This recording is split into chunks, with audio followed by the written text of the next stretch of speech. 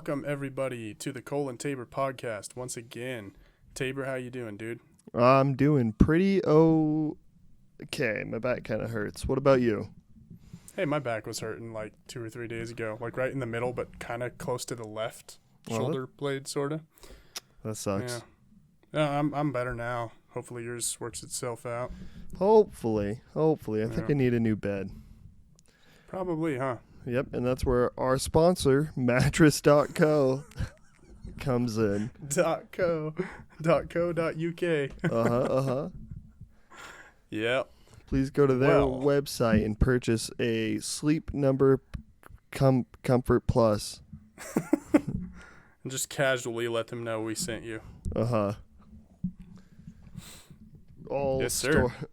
All store employees know our name. Cole and Tabor, like the Cole and Tabor. Yeah, dude. It's been chilling. Good. I want to get the disappointment out of the way front and center.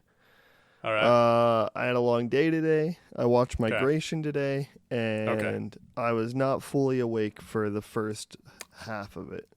That's a bummer. Sorry, dude. Yeah, it happens. That's rough. That's rough going. And, like, we do crank through a lot of movies, and sometimes it's, like, in the most pinched of circumstances. Yeah. So I definitely understand. Like, there have been 1 or 2 times where I've definitely lost 10 or 20 minutes of whatever movie we were watching because of that. And this movie's so short, so it's like... Yeah. Did they count the opening... Despicable Me thing into the runtime? Dude, they must have. Holy crap, then that's a short movie because I didn't get into the actual theater room until like 23 minutes after the starting time of the movie, or in other words, when all trailers should be done and it should be rolling on the movie. Yeah. And it was like right when I walked in that short started. So that must have been included in the like hour and a half. I think so. Maybe. That's crazy. Does means that Pixar movie do is that? only like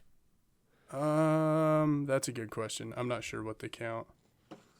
I guess it wouldn't surprise me if those are included in the runtime.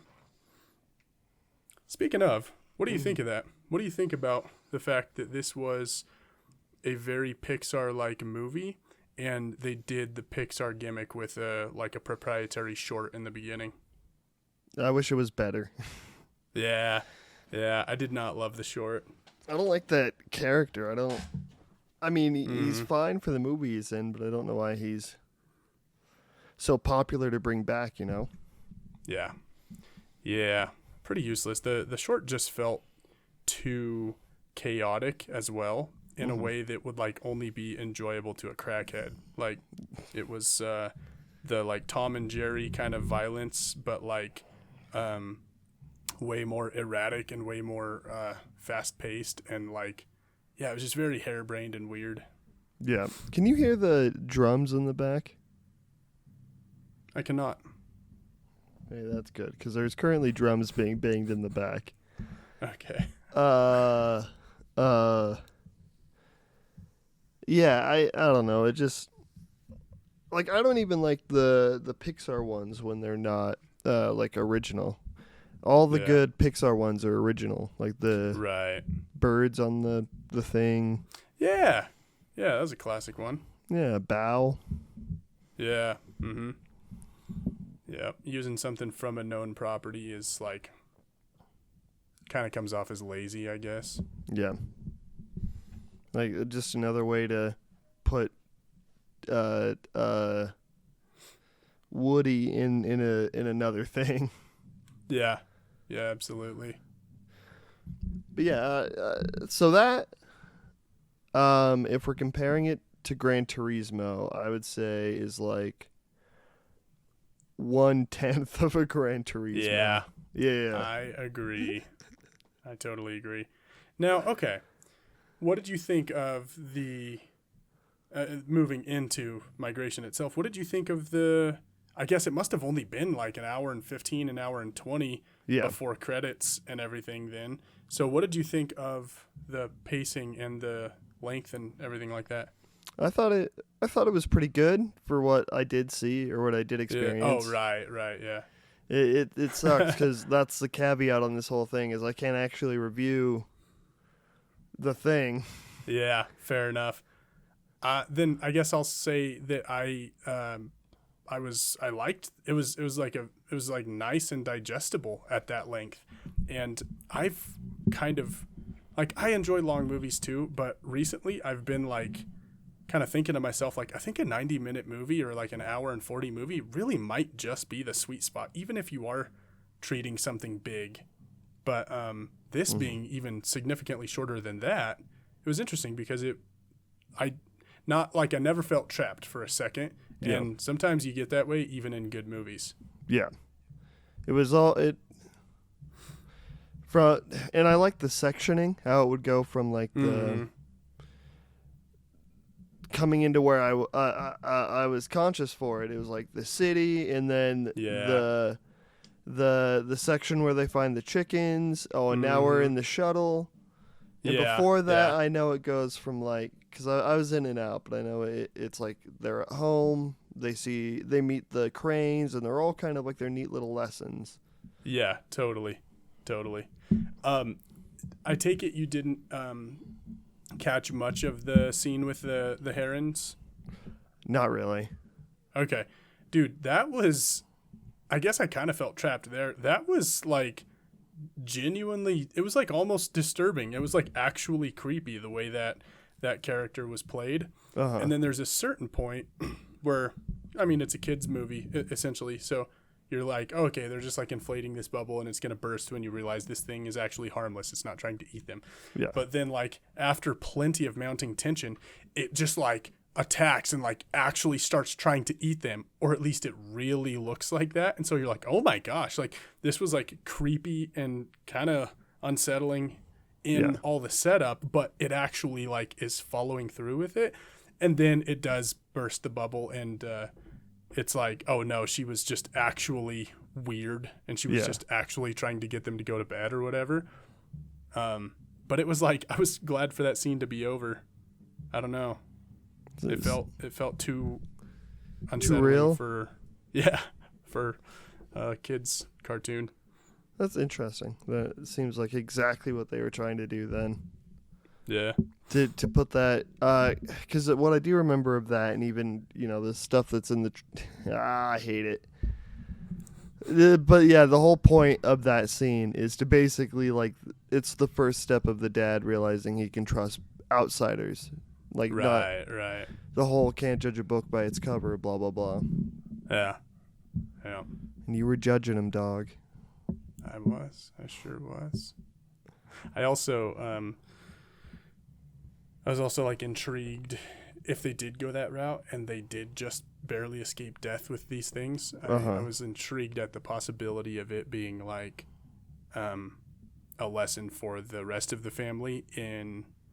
Yeah, the dad's a little over the top, but it's like he's serious when he says there's dangerous things out there, I was wondering if it was going to go that route. But you were wondering if they ironclad the migration story. Right. Oof.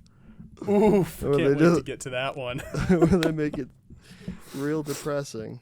Yeah, man. Yeah. The stuff I did catch, like, I saw them like go into the clouds and then they reach the city. Like that whole sequence was pretty good. It was.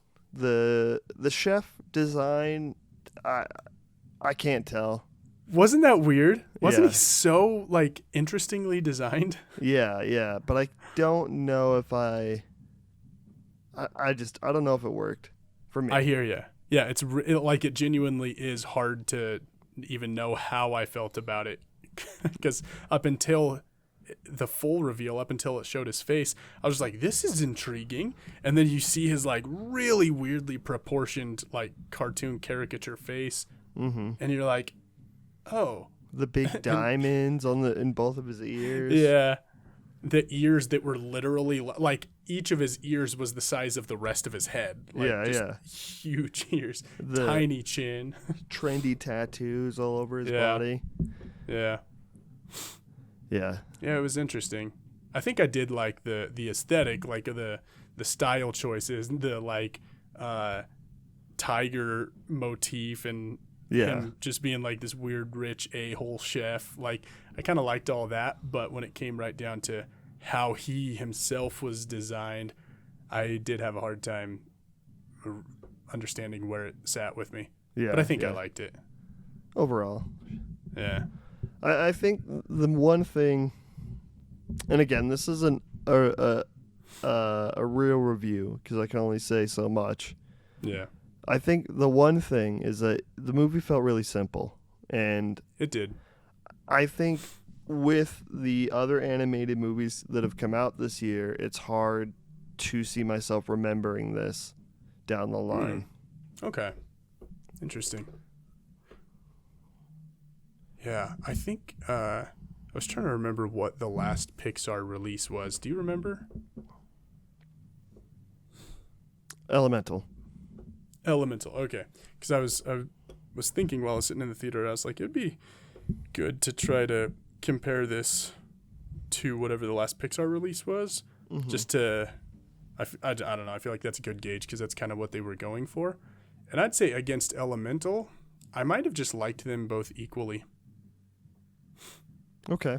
Which means it's not a home run or anything, but like it was satisfying to me. I think that's fair. I think I liked the world of Elemental more.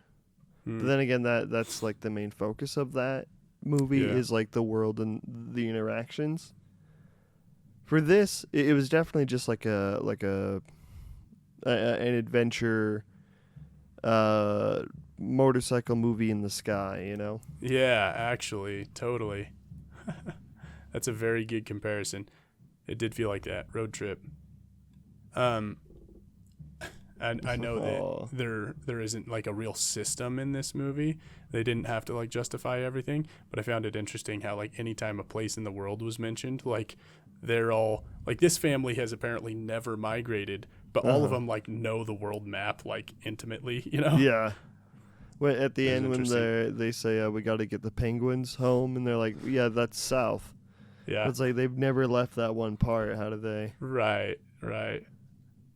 He's like, yeah, I'm thinking we go through Costa Rica and then blah, blah, blah. It's like, oh, interesting. Dude, we somehow ended up watching 2 Keegan-Michael Key movies. Oh, my gosh. We did. Yeah. That is so funny. Yeah. Dude, he's getting it lately. That's good. Yeah. Especially since Jordan Peele had, like, his own successes and like exposure in recent years. It's nice that Keegan-Michael Key is like not fading away or anything. Yeah, he's like a real big comedic actor. Yeah, that's good. So far, it seems like a lot of bit parts though, not really the centerfold. Right. Yeah, enjoyable nonetheless. But yeah, he could probably bear more weight. In the Wonka sequel, where the police chief is now the villain, but like the actual villain. Yeah, right.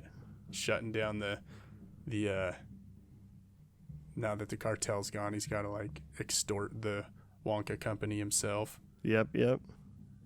It gets violent. It gets Wes Anderson-y. We're in, because it's one thing that occurred to me was like the fact that there was nothing really special about this movie or the characters or the story. Like none of that was special, but I still enjoyed it as much as I did. I think means that the craftsmanship was just really good. Like the artistry, like the visuals, the animation, and the music, and the for that matter, the voice acting and sound design and everything. I feel like it was actually just very well crafted in all of those sensory ways. And it's interesting when that happens, which I guess that's kind of like, what was that one? The Creator, where it's like the script for Creator was very underwhelming, but it was really crafted in all the other ways. And I feel like the craftsmanship on this one was also like pretty good. I really enjoyed it. It was also just paired with like a pretty good simple story. Yeah. Yep. totally. I will abstain Gran Turismoing it, but what about you? I think I would give it about a 0.8. So like 8 out of Gran Turismo. Okay. Yeah. What else have you given a 0.8 out of Gran Turismo? I feel like there was one last time that was like just less than a Gran Turismo. Yeah, you gave like a 0.9 last time. Yeah. I don't remember what it was. In my theater when we were watching the movie, because I ended up seeing it twice. The Wonka. Oh, okay. Once by myself, and then once I went with some friends. Nice. But the first time I went, when Keegan-Michael Key gets out of the car, there were like kids in my theater. They were like, "He's fat," and then from that point on, every time he was on screen, they just kept calling him fat. Oh no. Yeah, crazy. Yeah, nothing gets past those kids. Exactly. I That's thought funny. I didn't even notice until they said something. Oh, because you're kidding. I was like, you mean like because it wasn't shown in his face at first, or? No, it's shown in the fact that the car weighs down. Yeah. Oh, he was great, man. That was an interesting character, just to have this corrupt cop who is only corrupt because he has such a sweet tooth. Yeah. Do That's you very have a Wonka-y. sweet tooth? I Yeah. do. Oh man, I forgot about that song, but that was one of the better ones in the movie. Yeah. I thought most of the music was pretty good. It was. How about that Noodle Dee Dee, Noodle Dee Dum Yeah. one? Yeah. When that started, when it's Noodle, like she's singing it first, I was just like thinking I was like, why is anyone except Willy Wonka singing? I don't need this, like Yeah. like unless it's an ensemble thing, like with the Scrub. But like I was just like, Noodle's not interesting enough to me right now for me to want to hear her life story in a song. But it ended up not being that, and it was just a really sweet moment between the two of them. I really liked that song and that scene, and they teach the flamingos to fly, and like that's great. I really like that the reusage of flamingos throughout the thing. Yeah. And they say, why are the flamingos flying away? And then what does he say? Someone just needs to show him how. That's the thing about flamingos. Yeah. Uh-huh. I like that. That was good. I think I like this movie a lot more than I thought I would. Same. I was like, when I first saw the very first trailer, I was like, oh, that's interesting. That looks like it'll be fun. But as usual, time passes and you see more, second and third trailer, and you're just like, I don't know. And I had gotten to that point of like, I don't know, when I walked into this one. Yeah. But then by the time you're sitting in there, and it does feel like the Paddington movies, which are the only things I've seen before from this guy. Oh, it's the same guy. Okay. Interesting. Yeah. And it has that like less Wes Anderson feel too. And so I was really, really into it. I'm trying to think if there's like a song that I wasn't into. Did you have a song you didn't like? Nothing that I can recall. Nothing stood out. Scrub. That was fun. Yeah. I liked that one. Yeah. Yeah, I don't think there was. Oh, I remember the other thing. Sorry. Okay. No, go for it. This is an afterthought.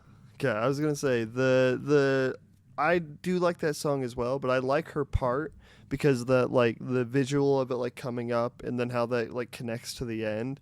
It's all. Yeah, I mean tearing up. I think that part made me cry a little bit. The ending. Nice. That's cool. It deserves to have that effect. Yeah. I didn't quite get there, but I like wanted to. Yeah, and then it's paired with the song. What? Oh yeah, the "Come with Me." Yeah. And you'll see. That was so good. Yeah. What was your afterthought? Oh, it was. Oh, Gemini. What was it? Oh no. Oh. What did you think of, just a brief response, what did you think of The Greatest Showman? I never saw it. Oh, you never saw it. Okay. I kept drawing parallels in my mind to The Greatest Showman but like inverse parallels or whatever, perpendiculars. Okay, because you didn't like Greatest Showman. I didn't love Greatest Showman. Okay. And everyone else, like, people went bananas over it. And it was always so confusing to me because I was like, this is a very run-of-the-mill musical. Mm-hmm. Like, I will not apologize for saying this. Nothing special about it at all. There's a mildly enjoyable musical, but a bad idea for a story like freaking P.T. Barnum. And the performances were fine, and the songs were fine, and the movie was fine, and there were moments like when Rebecca Ferguson is singing on stage and Hugh Jackman is just mesmerized by her. That's a like really beautiful audio visual like moment, and you like really feel something. And but the movie did not deserve the clout that it got. And I was watching this one and thinking about some of my friends who are more or less obsessed with The Greatest Showman, and I was like, here's the thing. They should feel that way about this movie. Like, they should, like, if they're going to be, like, surprised by how much they enjoy anything, like, this fits that bill way more than Greatest Showman should. But I know that they're going to watch this and decide they didn't like it, and it's only going to be because they saw it, like, a month into its run after people were saying good things about it, you know? Yeah. I mean... Oh my gosh, how strange is that? What? My uncle just texted me, have you seen the new Wonka movie? Yeah. Like this second. Does everyone in your family come to you for your movie opinions? Because you see all of them? Only my siblings, really. I've never gotten a text about movies from my uncle. But he may... I think we may be connected on TikTok, so maybe he's like seen me talk about movies. Maybe that's why he texted. Yeah. Because he knows now. He knows you're the guy. I'm going to text him right now. Talking about it right now for my podcast. Yep. Get some support. Get him excited for the next app.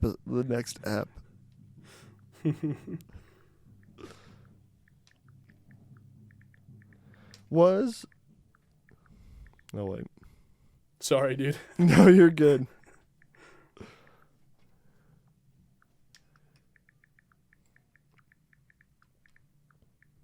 Okay.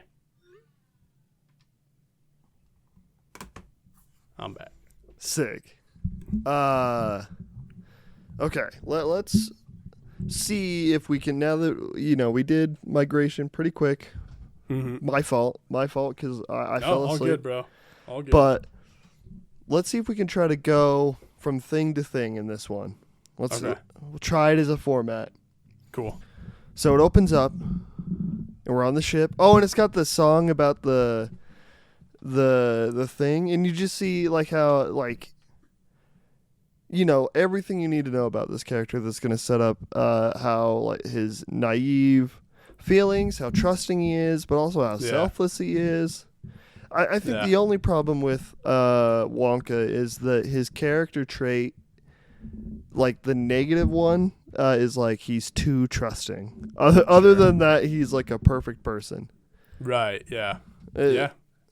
But I do really like that opening song. Yeah, I liked that too. That was good. It was interesting to see. Like, I think that I thought that this movie was going to involve stuff that happened like before where this one actually opened. I thought it was going to be about him adventuring and like becoming this weird whimsical Willy Wonka that we know.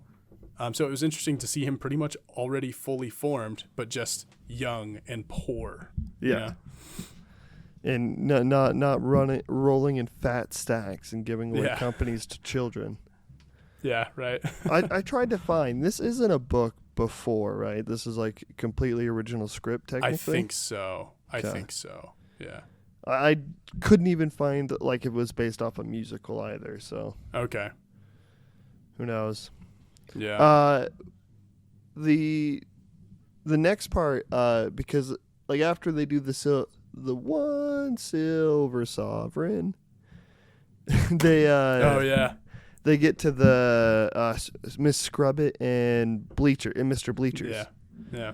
And it really, I really like all the like ancillary side characters. Like every single actor is putting it on, and they're all pretty great. Yeah. And it really shows on like with Olivia Colman's, and I don't know Bleacher's actor, but they're really good. They are. Yeah. They really kill it. Yeah. And they pair well. Like it's almost like the innkeepers from Les Mis, but like way more Saturday morning cartoonish. Like I don't know where they found this guy. Like, like I don't know. They were pretty. His pretty voice is so crazy, and the way like the way he moves, and it's so good. And Totally. every time he would show thigh in the theaters I was in, there were definitely people going, "Ooh." That was so funny. I love that whole thing. Yeah. I think I really like Timothée Chalamet. I think there are some times when he's talking, it goes on for a little too long, and then it loses me. I think I felt that less the second time, but it was still a thought I had. Gotcha. I can't remember ever feeling that way with his dialogue, but I would like to watch it a second time too, just to kind of regulate, like see exactly where it sits for me. Yeah. Give me some more thoughts, some more feelings, bro. Yeah. Let's see.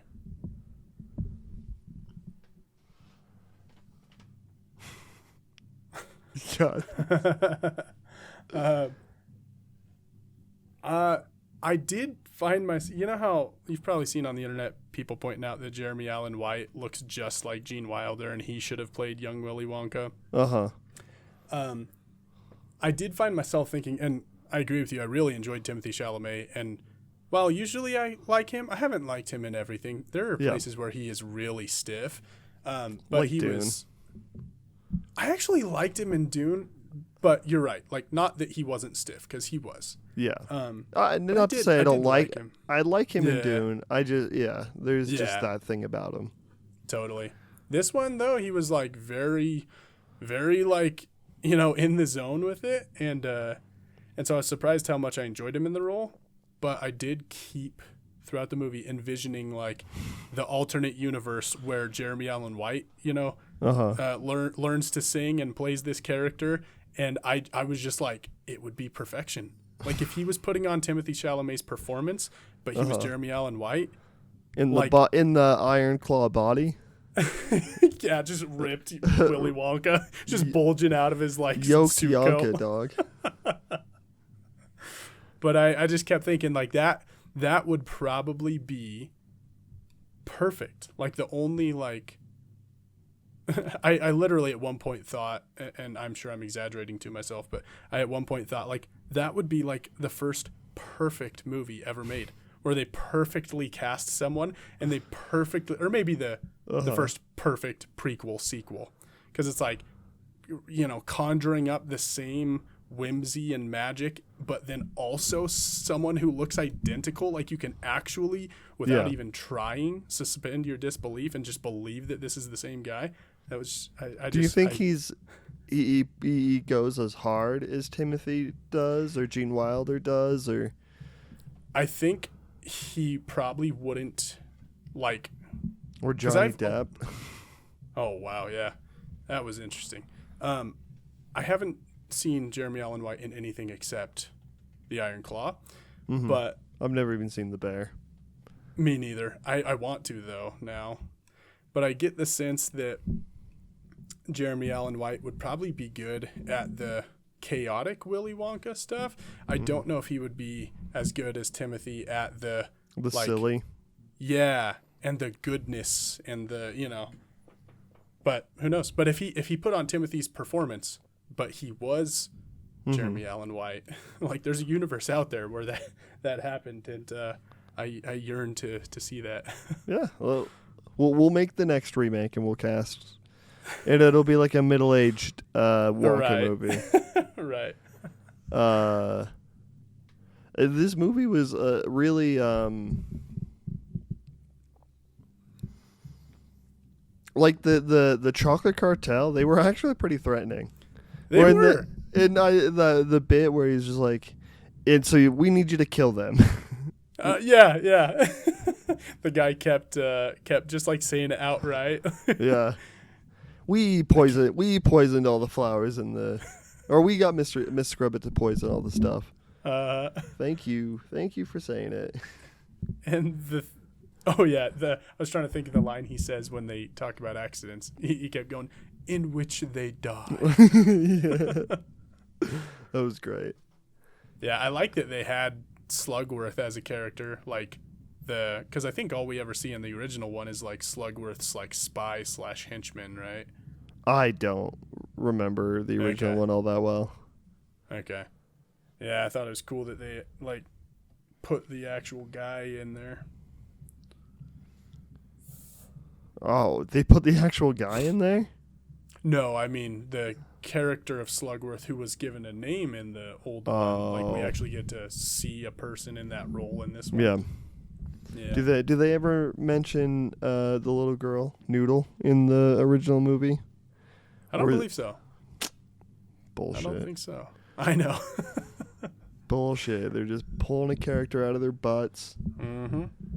Whatever. Hollywood media, bro. Just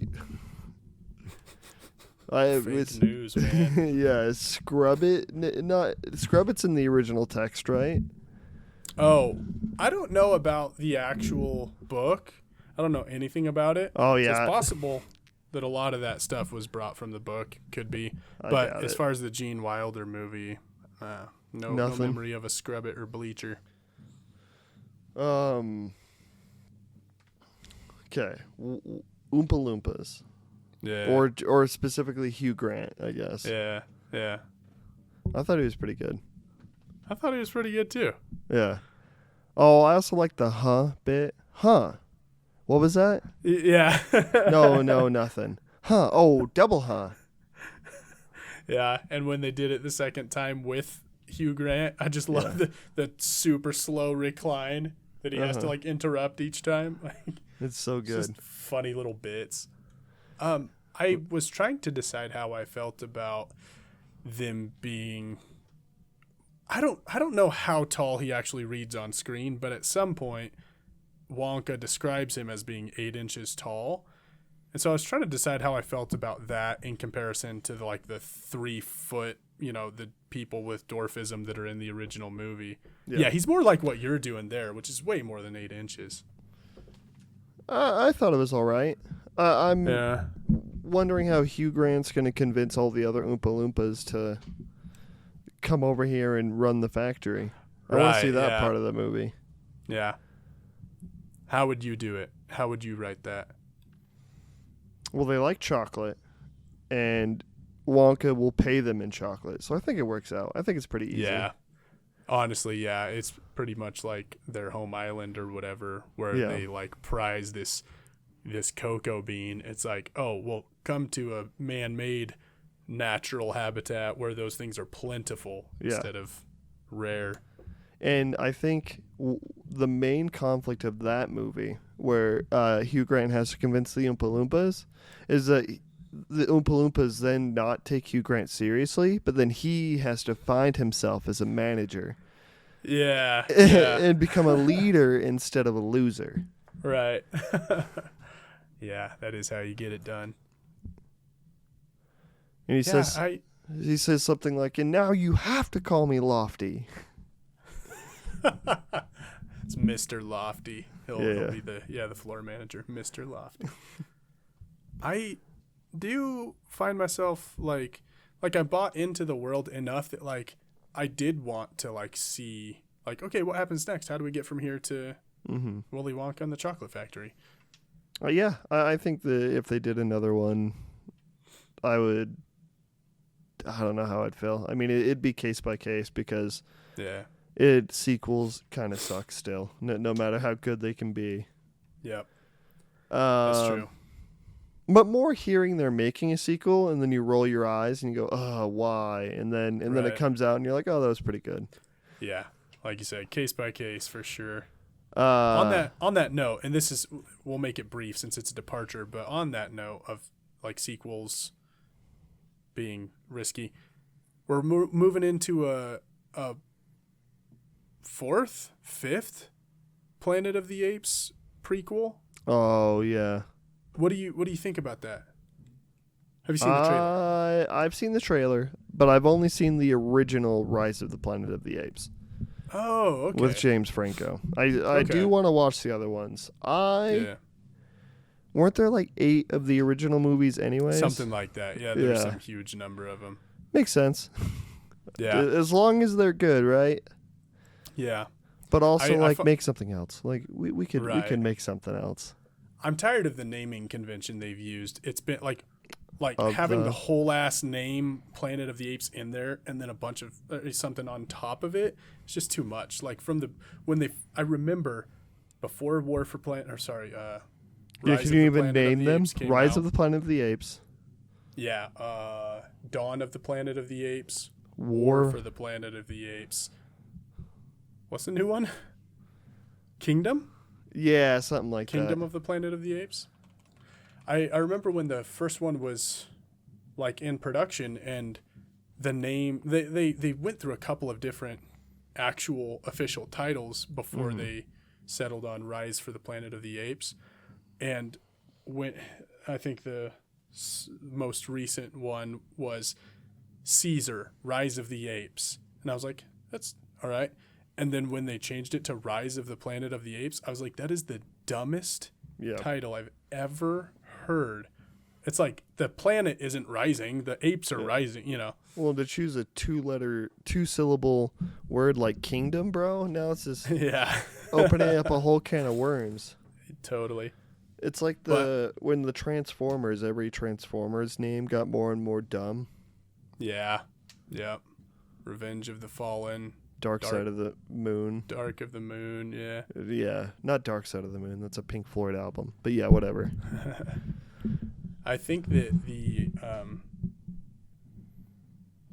I have been hesitant with each additional Planet of the Apes prequel, but I think the thing that's good about this one is you can see it actually starting to transition into Planet of the Apes. Like you have that hippie doctor orangutan guy that looks exactly the same as the one from the old Charlton Heston movie. Like, yeah. yeah. Maybe the next one will just be Planet of the Apes finally. Yeah. Part that'd be 1. nice. And then when that comes out, when the new one comes out, we'll do a retrospective and I'll watch all of them. That's a commitment. That sounds great. Back to Wonka, right? Yeah, back to Wonka. I did really like the world. Yeah. The when they first do the first magic trick. Well, was Wonka always a magician or was it just here? He's always been a showman. So he would do, I can't remember if he specifically did any magic tricks in the Gene Wilder one, but he did stuff, like he did performative things. Yeah. When he was like first like taking the stuff out of the hat, like it did kind of underline like how ridiculous the movie would get, or not ridiculous, but magical. Yeah. And then it does, and then they're flying across the city on balloons, and then he's being drowned in the water as a joke. Oh yeah.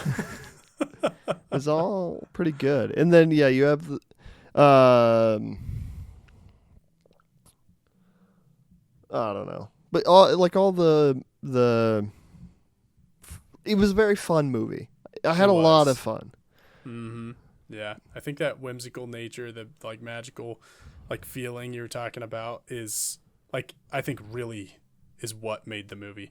I think if it tried to be any less silly than it was, I think this movie would have fallen flat on its face. It was a good part of it. Okay, I see that. Yeah,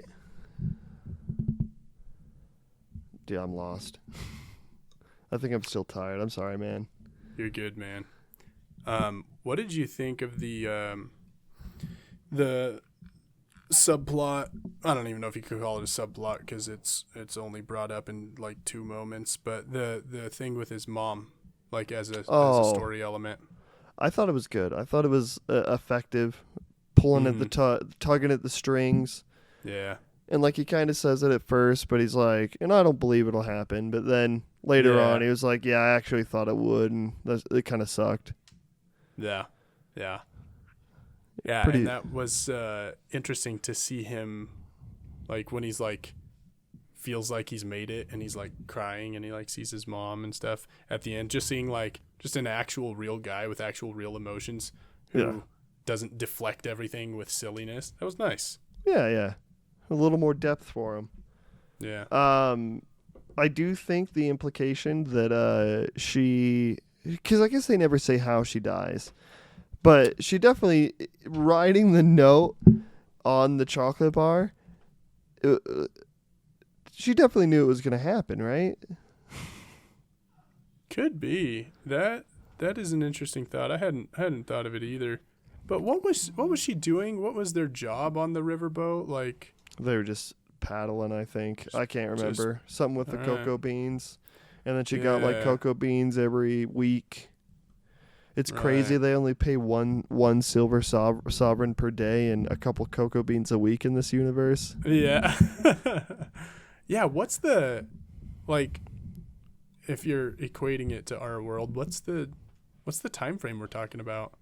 Oh, like of the entire movie? Yeah. I mean, like, time period, rather.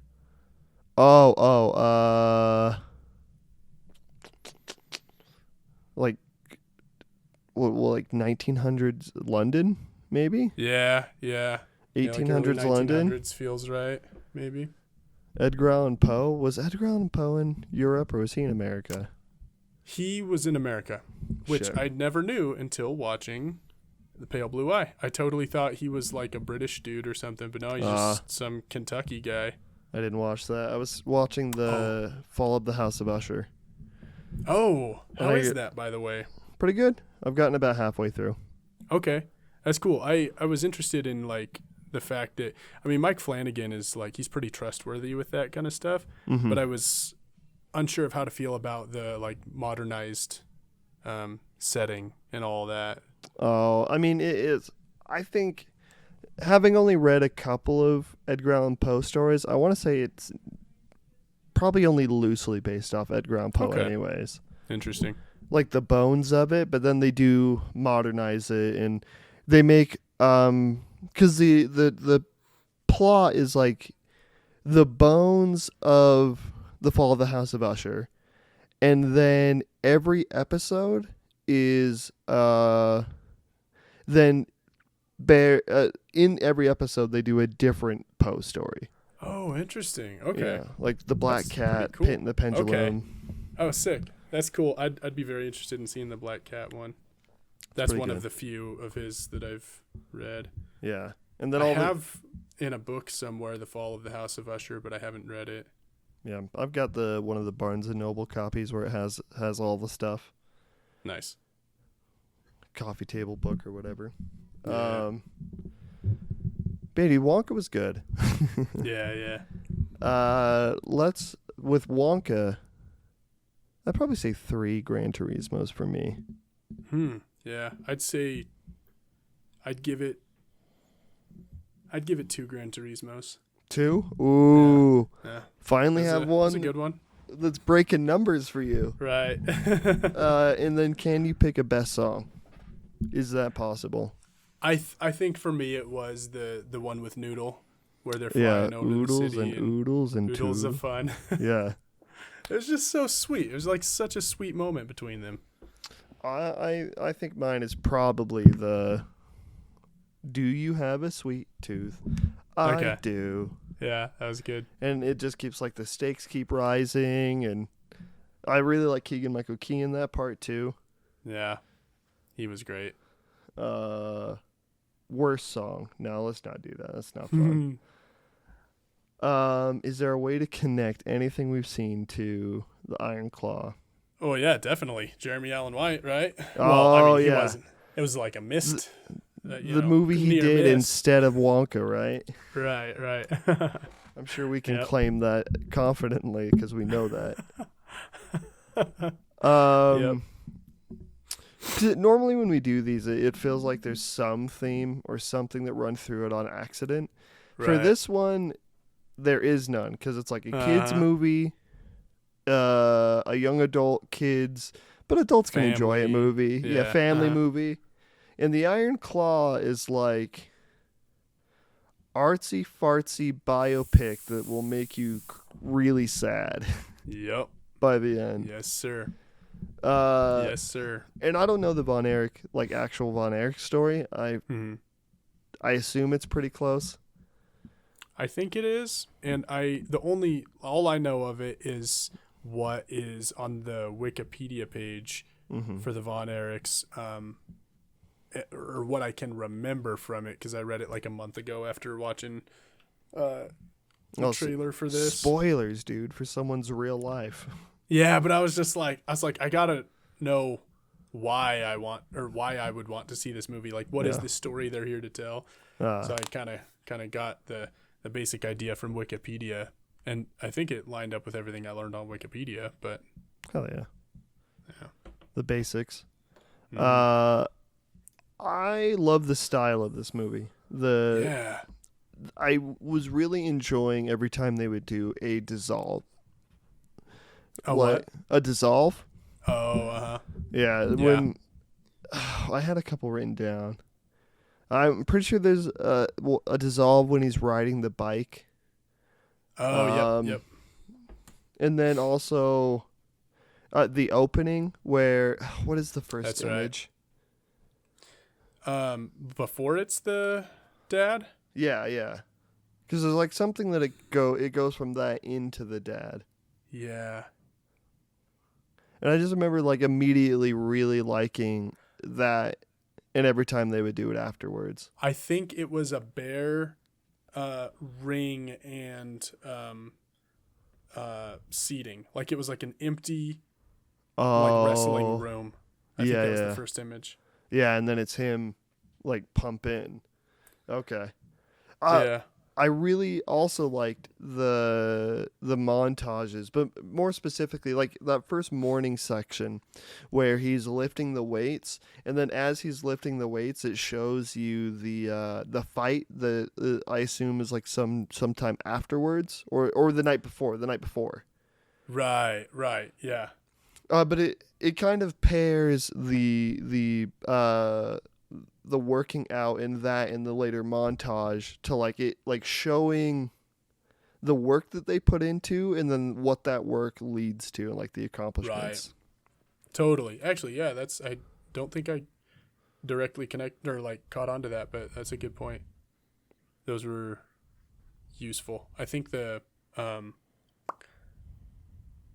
at times I actually wondered like if there was like a structure in the story other than just like this is the sequence of events of their lives. I did wonder if it was like intentionally structured with anything other than that.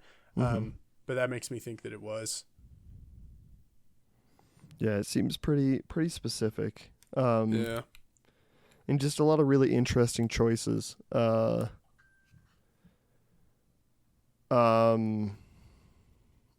Dude, it's so hard. I watched this last night, like at 7:00, and I do just remember being like pretty enamored by it in the theater. Yeah, me too.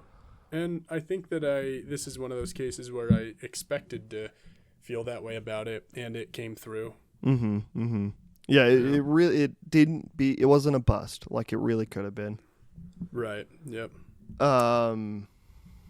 I can't believe how much of a statue Zac Efron is in this movie. It's insane. Sculpted. Yeah, it's crazy. And I was telling my friend, like, I don't think that if you showed a picture of him to himself 15 years ago when he's like filming High School Musical 3, I don't think he would believe you. Yeah. You know what I mean? Like, it's just, it's insane. Yeah. I mean, even Jeremy Allen White, he's crazy ripped in this too. Totally. Yeah. Yep. I think this is probably, and I've only seen a couple, but this is probably the best Zac Efron movie. I would agree. It's the best that I've seen. There are some still on my list that I want to like do my due diligence. Like, what's that one called? Gold or something? Yeah, I do want to watch that one. I've seen like The Greatest Beer Run. I haven't seen that one. It's pretty good. How was that? It was good? Yeah. Okay. Pretty like it's pretty fun early on, and then it gets a little heavy, and then yeah. Okay. Yeah, he was in The Greatest Showman, and he was like by no means the best part of that or anything. Yeah. But I think that tells us that, and we've seen him for a long time, so we've seen like him develop, I'm sure, as an actor. But I think it also speaks to like, this is the kind of stuff that I think he would be doing if he always had a choice.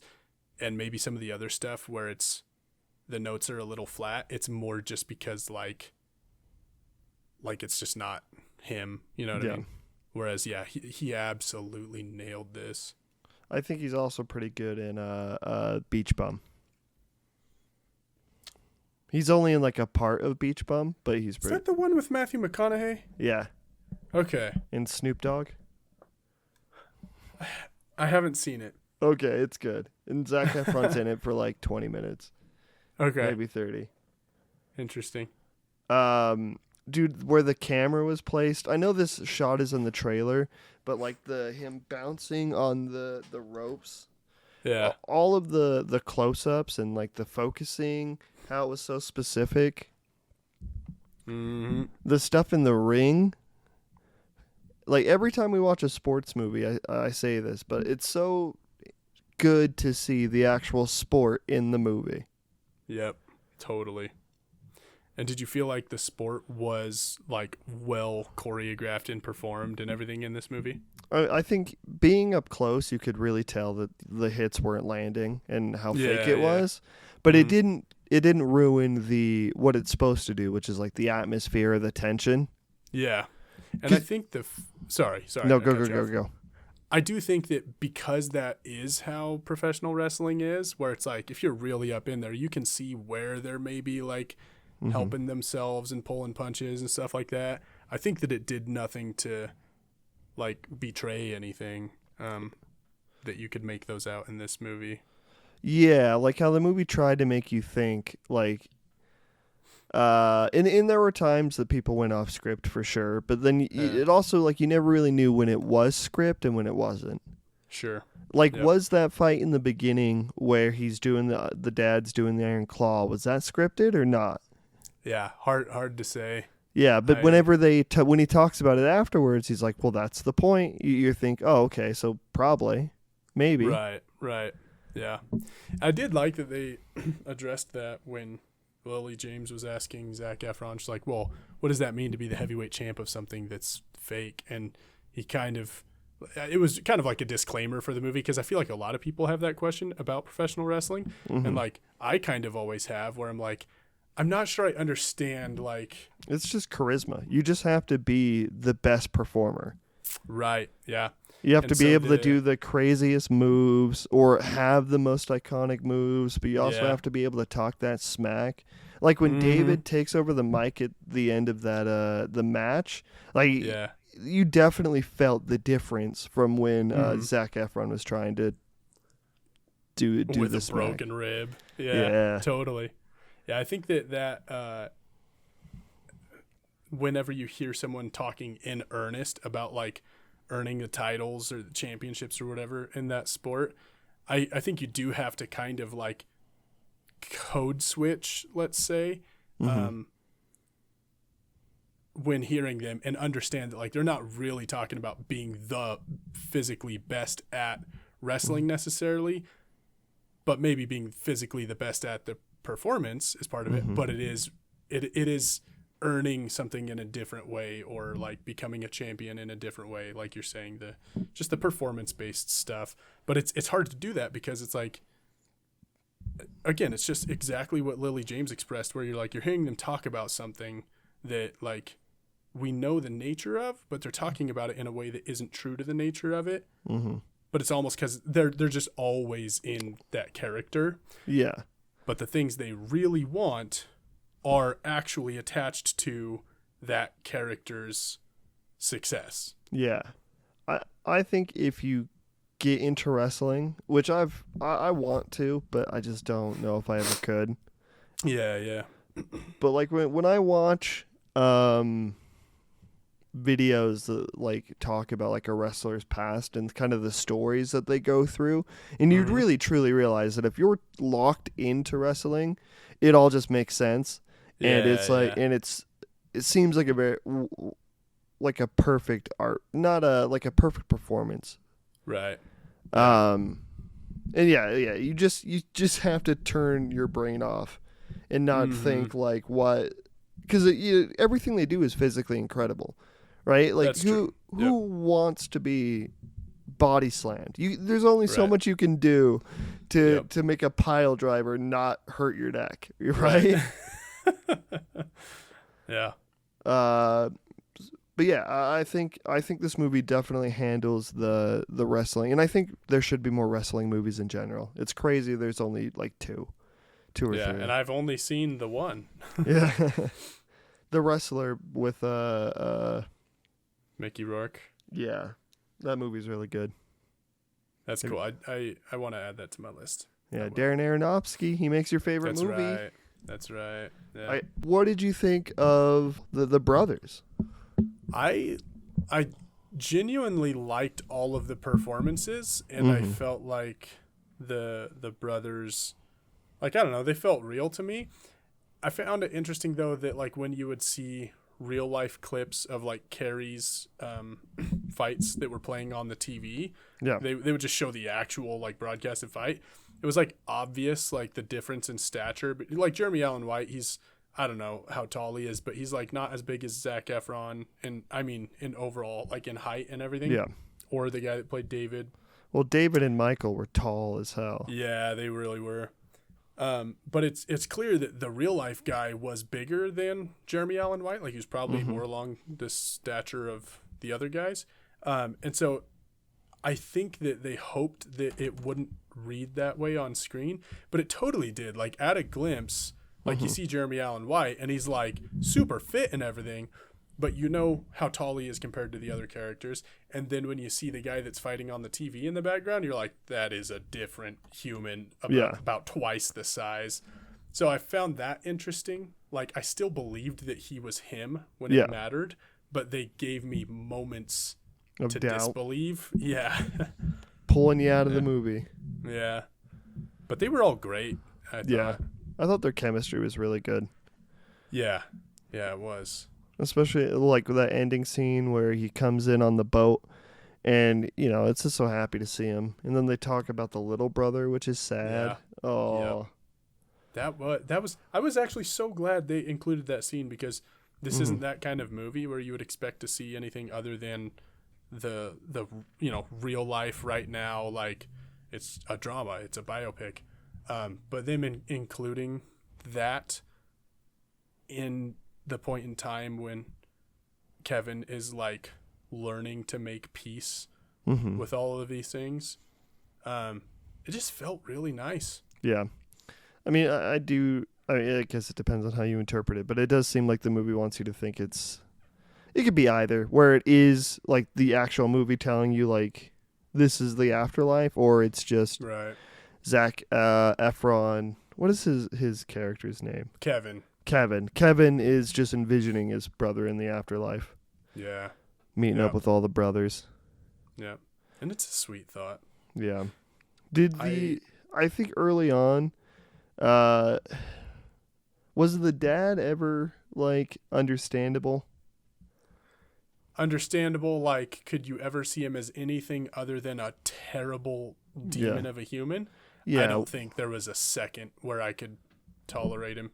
I think the only time I thought anything positive, or the one that is just early on, like as soon as he comes out of the fight, he seems like a pretty cool guy. Oh yeah, yeah. He actually did seem like an actual family man in that scene. Yeah, and but then when they get on, and he's already like failed at his accomplishments, So he, like, he's very irredeemable after that point. Yeah. Yep. I think there's like, I don't know, it seems maybe just to our generation it seems this way, but it seems like obvious like the kinds of traumas and pressures and whatnot that like you literally can't get away with putting on a child or else they'll never come back from it. Mm-hmm. Like that seems obvious, I think, to us, and probably It still just happens because of just because of the like generational learning and whatnot. But the fact that there's anyone under any circumstances in any period of time that could be that dense about it, that like truly doesn't understand some of the things they're doing and what the like actual effect of those things is, it's just like hard to wrap your head around. But like those are real people like that. Like it is that way. If there was ever a moment where my son was coughing up blood and I found out he didn't want to tell me because it would ruin the chance at a dumb belt, so crazy. Yeah. How do you forgive yourself of that? Yeah, and he does it pretty easily. He's just like, chill, moving on. Well, which one of you are going to try to do it now? Yep. And then, like, of all the things he just, like, moved right past, 5 seconds after Kerry shoots himself in the lawn, he's straight to, like, he's not even upset enough to, like, be mad at Kevin. He's just straight to deflecting and deciding not to care. Oh yeah, much. he called you. Instant. He called you. Yeah. Oh, dude, when they do it early on, where Kevin is talking to his mom and he says like, "You really got to tell Dad to lay off Michael," and he says, "You just got to handle it between yourselves." And then later, when that line is brought up, "Hey, I need you to go watch Carrie. He just called me and he's a bad place. I'll be down there right away." And he says, "You just got to work it out between you two." Yeah. So crazy. It really is. Yeah, I don't know. And it's that immense amount of pressure to, needing to be your dad's atonement. Yeah. Like your dad's sees himself as a failure, so you're his second chance. Like that's hard to. I couldn't imagine living like that. Yeah, and to be the guy who feels like you're going to be the one to do it in Kevin's case, and then be constantly disregarded like, because of minor things, like that's like seriously abusive. Yeah, and he just lived the whole favorite thing. Yeah. And when you realize, because Kevin's the favorite in the beginning, Kevin, then Carrie, then David, then Michael, but it always changes. And then you realize he does that in real time when he announces David's process to becoming the world champion. It's like, first we're going to do it with David, then Kevin, then Carrie, then Michael. And like you see it right there. Mm-hmm. And a lot of it is just whether they're like fighting with him or like pushing back at all. Yep. I feel so bad for Michael, man. I know. Seriously. That was one of the toughest parts to digest, because like he just, like, I don't know, Carrie had depressing things happen in his life and he had stuff taken from him and whatnot. But it's like he like went out and did his thing, tried to do his thing. He had like a long successful career at the thing that wound up being his backup thing. And like after it all, I mean, it's kind of like Robin Williams, where it's just like after it all, he decided his current circumstances like were not sustainable and he was done. But in Michael's case, it was like, man, he had just barely, like he was forced to give up on the thing he wanted to do, like very early on, and then he just got put into a coma. Oh yeah, the moment he tries to do this thing, and then he just never comes back from that. Yeah, because immediately after he comes out of the coma, he's being pressured again. Are you gonna wrestle?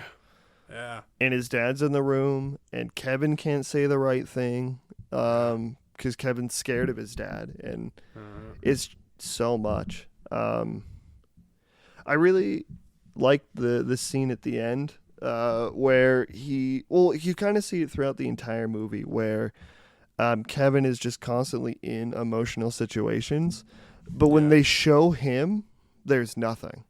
Yeah. Like when he's sitting at, I think it's David's funeral, or maybe it's Michael's, and it's Zac Efron in the front, and then Lily James right here, and then she just kind of looks at him for a second, and she's crying, and he is just, shutting down. Totally. And, and then it really shows like how hard it is to cry. Yeah. Yeah. I mean, especially as a male, it seems it's just really hard to be able to cry. Mm-hmm. And you take a guy in his position where like literally his whole gospel, everything he's practiced his whole life is that like you don't do anything that can be perceived as weak. That's how they get you, you know? And then faced with some of the most traumatic experiences like a human being can endure. Yeah. Yeah. And you can't talk about him. You can't feel him. The mom pushes down tears at some point. Yeah. Or like right after it happens, and the dad says like, and we can't cry because we have to move on and be stronger than this. Right as it happened. Mm-hmm. I don't know. It's a lot. Out of touch, man. The guy's like, what created that guy? That's what I want to know. It's something a lot worse, probably. Yeah, for real. Yeah, but then when he does cry at the end, and he's like, "I'm sorry, kids," and he just can't stop apologizing, and then his kids are like, "No, it's cool." Yeah. Everyone cries sometimes. Yeah. Oh my gosh.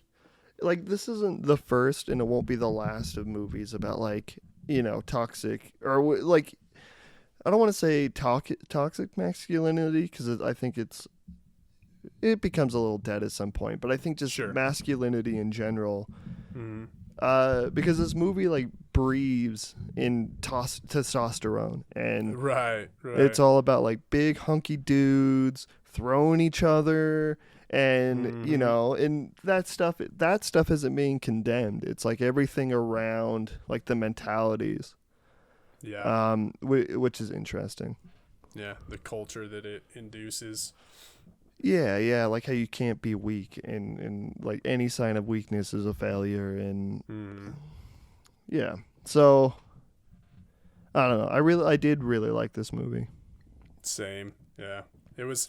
I actually, because of what I had read on Wikipedia, like realizing what this was about, I was like worried about how depressing it was going to be. And it actually spared me a little. Like I actually expected it to be harder to take. And I think that was like well done. I think that the story itself is plenty depressing, and of all the ways they could have depicted it, like they could have done their darndest to just like really strong arm it and make it worse, make it impossible to take. And I kind of expected them to do that, and they didn't, which I was grateful for. I feel like it's a better movie for it. Yeah. They treated it like real life.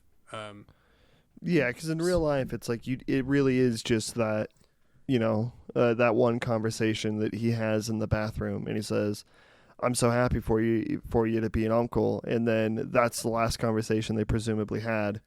Yeah. And then the next time we hear about David at all is just like he died in Japan. Yeah. And they live in a time where cell phones aren't prevalent, and the internet's not that big or big at all. Yeah. Do you remember what the time period was? Like what? 80s. The movie, at least the movie feels very 80s, so I'm pretty sure it's like end of the 70s, into the 80s. Yeah. Okay. That makes sense. Yeah, but like all of that stuff was done pretty subtly. Like even him losing his leg, where it's like he goes out drunk driving, which I don't know if that was more accepted back then. Maybe it just wasn't thought about. Yeah. And then when he comes, and then it just cuts to him waking up in the morning, and you don't really see it. And then he comes around the corner, and it's like, oh shit, he lost his foot. Yeah. Shit sucks. That was an interesting way to reveal that, because you obviously think he's like waking up the next morning after the ride, and you're sure he got into a wreck, because like it even looks like I think maybe they were just scars. It was scars. That's what it was. Scars like all down his back. I was thinking when he sat up, I was like, oh, his back is all bruised up and whatnot. So, okay, he took a tumble on his bike, but I'm glad he's okay. And then, you see the foot, and you're like, oh, yeah, it was bad, but it was a while ago. Yeah, he's already out of the hospital and recovering. Yeah.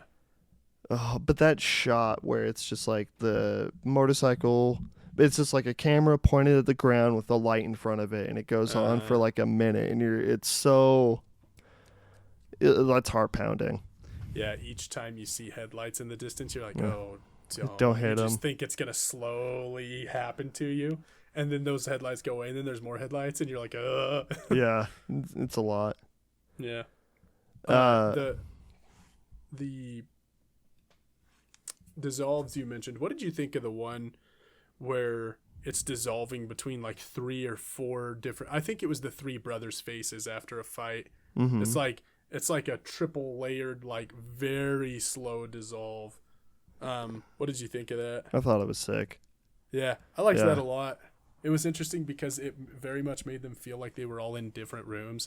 They're all experiencing something different. You get a close up with each one of them simultaneously, but then they're all just sitting next to each other on the bench. And it was just interesting. They were living different experiences in very similar circumstances. Yeah, and that's like the same part where they're like injecting up, right? That's right. Yeah. You see David doing that, I think. Well, they all have it, because when David, because I think you watch Carrie do it, right? Or is that what it is? It's Carrie doing it. And then David stands up, and you can see it on his chair. Oh, interesting. I might have that wrong, but that's how I remember it. Okay. I did also just walk back into the theater at that point because I think it was at that point, because the fight where they like all fight together, the 3 of them, or at least I'm assuming that's what happened. It's like a montage where they end a fight there. Yeah. Oh, interesting. Okay.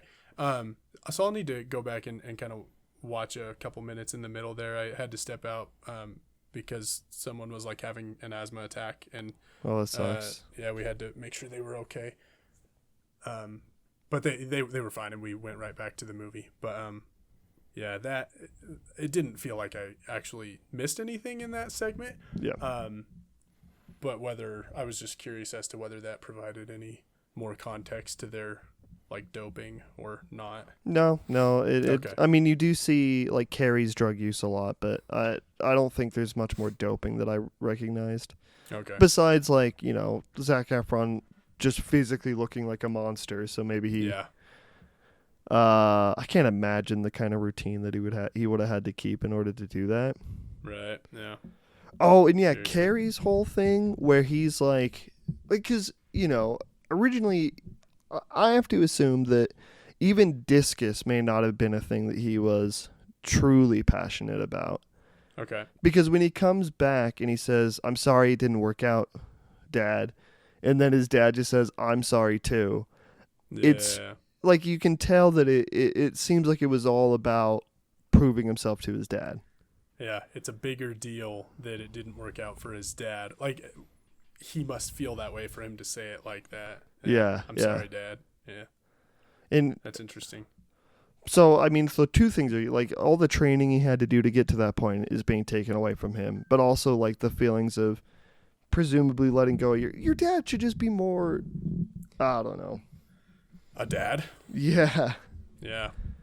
More accepting, or more like, how does that make you feel? You don't have to apologize to me. It wasn't your fault. Right. I'm sorry too. Like, come on, man. Yeah. I would like to, I think, learn more about Kevin himself in real life, because I love, at least how it's presented in the movie, that like, I mean, you see the effect that having and it wasn't like all the father was not the entirety of their life circumstances. No, but he was like a big factor. But it's like you see the effect that all of these circumstances have on people, and you see the odds. Like 80, it kills 80% of them in this case, in this one family. You know, so it's like you see how damaging it is, and then to see someone who essentially beat the odds and who somehow took generational trauma and like did something different, which is not something that happens automatically. That is like a near impossible battle. Oh yeah, the amount of work who did it, the amount of a changed person he is by the end of that movie, even by the middle of it, because it's really when Michael dies and then he says like, I can't come home with you, and then he gets into the ring like one or two more times and he's like, this is not. And the dad not paying him the right amount, it's crazy. Oh my gosh, yeah. And well, I don't know. I think it's hard to boil things down to one cause, but the dad was really a piece of shit. If he's only half as bad in real life as he was in this movie, then I don't know, man. I couldn't imagine. Enough. Yeah. Totally. Yeah, hard to watch. But you can see it in like every conversation that they have, where where Lily James is like, you're the old that you have oldest child syndrome, and then they have that conversation and he says I have second oldest child syndrome or something. I can't remember how he phrased it, but it was very heartbreaking. Yeah, it was. And I was impressed at the end of the movie with like, and you mentioned this, how he spends so much of the movie like not dealing and just like kind of forcing stuff to bounce off of him or disconnecting or whatever. And then to see in the very end when he lays Carrie's body on the dining room table and he says goodbye or something. He kisses him on the face. He says he loves him. And he's like literally at acceptance at that point. And it's like moments from when he took his life, and in circumstances that would leave anyone like wrecked for years. Yeah. Like in the bargaining stage, at least for a long time, of just like, man, if I had just been like, why couldn't I have been there a minute sooner? And the thought I took from that was that all that time he had spent experiencing loss and abuse and all of these things, and maybe not necessarily fully processing them, he was like he was processing somewhat. He was going through grief that whole time. And like at Carrie's death, he kind of landed on acceptance of like everything. Yeah. And yeah, it was just so interesting. What did you think of the constant like references to the parents being, well, one, larger than they are shown to be, but also like creative, and then they both pushed out their creativity in order to just focus on the one goal. Yeah, that was interesting. I didn't like, obviously it didn't feel healthy at all, but I think I was like especially hurt for the mom in that situation. Yeah. Oh, you painted that? Yeah, and she'd never even, like, the fact that Michael's like, oh, you never told us that. And it's like she so had to remove herself from being an individual and doing anything but pursuing her husband's dreams that they didn't know that. Painting has probably been around forever. Yeah. And it was a good painting, too. Totally. And I was kind of intolerant of the mom the whole movie, too. Like, I didn't have a lot of patience for her because I'm like, like, you're just, you're like head in the sand about this whole thing. You're like intentionally letting this perpetuate itself. And but you can kind of see in that, like, how it's just not that easy. Yeah. And that does seem to change a little bit at the end, where she's like, I didn't make dinner, I'm painting. I was really happy for that. Yeah, good for her. Yeah. I also really like the there was just like a couple conversations throughout, like when Kevin opens up, because like he can be real with his brothers, but he opens up and he's like, when you jumped me, when you leaped me or whatever he says. Yeah, yeah. I was really hurt by that, but I'm happy for you now, and like, you know, they're able to process those things. I don't know. They just felt so much like actual family in a lot of. It was good acting, great acting. It really was. Yeah, I couldn't agree more. It very much felt real, and it was interesting that you